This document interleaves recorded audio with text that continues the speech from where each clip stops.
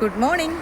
ഇനി ഞാൻ നിങ്ങളുമായിട്ട് ഷെയർ ചെയ്യാൻ ആഗ്രഹിക്കുന്നത് വിയറ്റ്നാം എയർലി പ്ലാവിൽ ചക്ക കായ്ച്ചു കിടക്കുന്ന കാഴ്ചയാണ്. കണ്ടോ, നിറച്ച് ചക്ക കായ്ച്ചു കിടക്കുന്ന വിയറ്റ്നാം എയർലി പ്ലാവാണേ.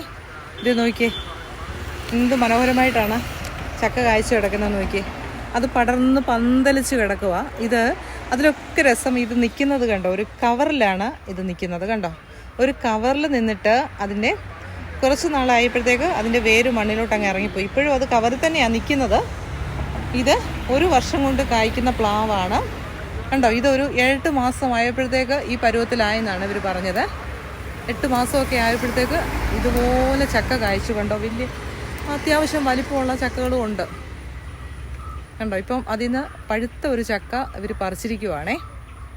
കണ്ടോ, നോക്കി, നല്ല വെയിലുള്ള സ്ഥലത്താണ് നിൽക്കുന്നത്. നമ്മൾ പ്ലാവിൻ്റെ തൈ വയ്ക്കുമ്പം എപ്പോഴും നമ്മൾ ശ്രദ്ധിക്കേണ്ടത് നല്ല വെയിലുള്ള ഏരിയയിൽ തന്നെ നമ്മൾ വയ്ക്കാൻ ശ്രദ്ധിക്കുക. അപ്പം പെട്ടെന്ന് തന്നെ അത് കായ്ക്കുമേ. പലപ്പോഴും നമ്മൾ പ്ലാവ് വെച്ചിട്ട് കായ്ക്കാത്തത് വെയിലിൻ്റെ അഭാവമാണ്. വെയിലില്ലാത്തത് കൊണ്ടാണ് അത് കായ്ക്കാത്തത്. കണ്ടോ, ഇത് നിറഞ്ഞ് ചുളയുള്ള ഒരു ചക്കയാണ്. കണ്ടോ, കൊലയായിട്ട് കിടക്കുന്നതുണ്ടോ. കണ്ടോ, ഇതൊരു വലിയ ചക്കയാണേ. കണ്ടോ, അപ്പം കുറേ ചക്കകളുണ്ട് ഇതിൽ. കണ്ടോ, അതിന് ചുവട്ടിൽ വരെയും ഉണ്ട് ചക്കകൾ.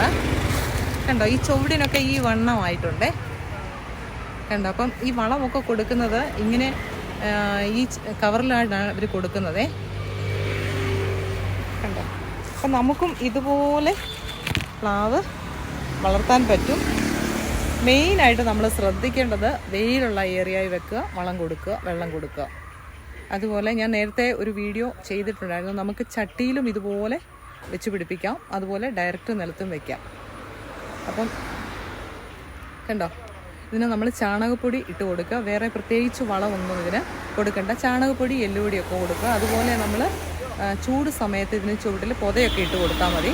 അപ്പം ഇതുപോലെ നിറച്ച് ചക്കകളുണ്ടാവും. പിന്നെ പൊതയിടുമ്പം പ്രത്യേകം ശ്രദ്ധിക്കേണ്ടത് പുല്ലുണ്ടല്ലോ, പുല്ല് വെട്ടി കൊടുക്കുക. ചാണകം ഇട്ടിട്ട് അതിന് മുകളിലോട്ട് പുല്ലും കൂടെ വെട്ടിക്കൊടുത്ത് വെള്ളം കൂടെ കൊടുത്താൽ മതി. ഇതുപോലെ നിറച്ച് ചക്കകളുണ്ടാകും.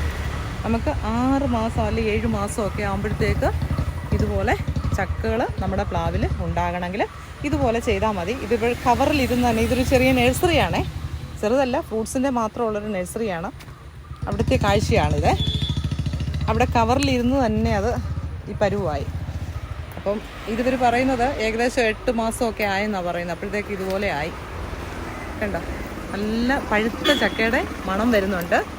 അപ്പം ഇവർ അത് ചക്ക ഇപ്പം ഇതൊന്ന് കട്ട് ചെയ്ത് പഴുത്തയൊക്കെ പറിച്ചിട്ടുണ്ട്.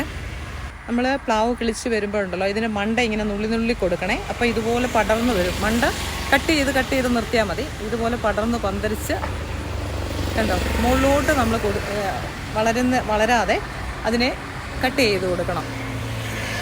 കണ്ടോ, ഓക്കെ, ഇതുപോലെ ചക്ക ഉണ്ടായി നിൽക്കുന്ന കേട്ടോ. കണ്ടോ, ഇപ്പോൾ കുറച്ച് വേര് അതിൻ്റെ നിലത്തോട്ട് ഇറങ്ങിയത് കൊണ്ടാണ് ഇത് നല്ല സ്ട്രോങ് ആയിട്ട് ഇപ്പോൾ നിൽക്കുന്നത്. അപ്പം നമുക്ക് എപ്പോഴും നിലത്ത് വയ്ക്കുവാണെങ്കിൽ ഇച്ചിരി കൂടെ നല്ലതാണ്. സ്ഥലം കുറവുള്ളവർക്കും ഈ പ്ലാവിനെ വളർത്താം.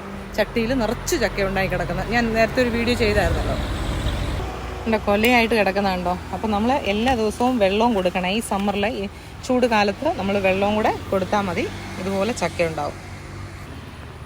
കണ്ടോ, നമ്മുടെ വിഷമില്ലാത്ത ചക്ക നമ്മുടെ വീട്ടിൽ തന്നെ നമുക്ക് പ്ലാവ് വെച്ച് പിടിപ്പിച്ച് ഇതുപോലെ നമുക്ക് എല്ലായ്പ്പോഴും ഈ വിയറ്റ്നാം എയർലിയുടെ ഒരു പ്രത്യേകത എന്ന് പറഞ്ഞാൽ എപ്പോഴും നമുക്ക് ചക്ക കിട്ടും.